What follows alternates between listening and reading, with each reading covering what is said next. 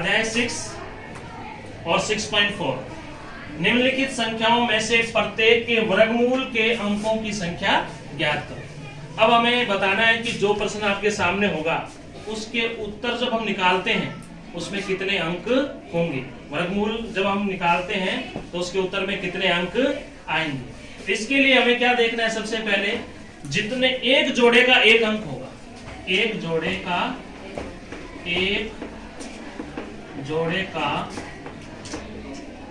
एक अंक होगा। जोड़े का मतलब दो संख्या। जोड़े में कितनी संख्या होती है? दो। जैसे पहला प्रश्न है आपका 64। अब 64 में एक ही जोड़ा बन रहा है, 64 में एक ही जोड़ा बन रहा है, इसका मतलब 64 के वर्गमूल में एक ही अंक होगा। 64 के वर्गमूल में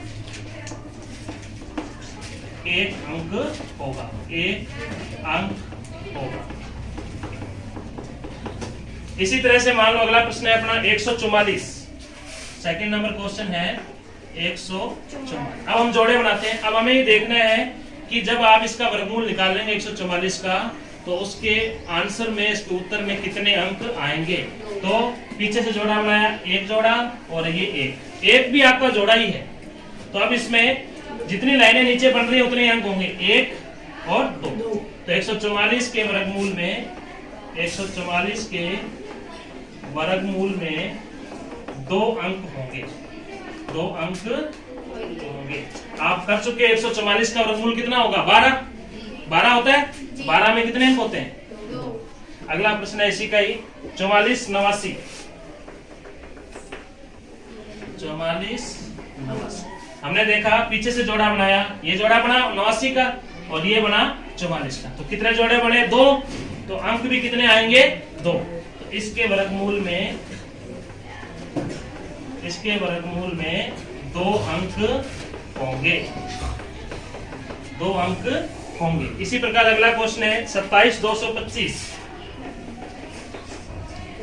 27 225 हम पीछे से जोड़े बनाएंगे।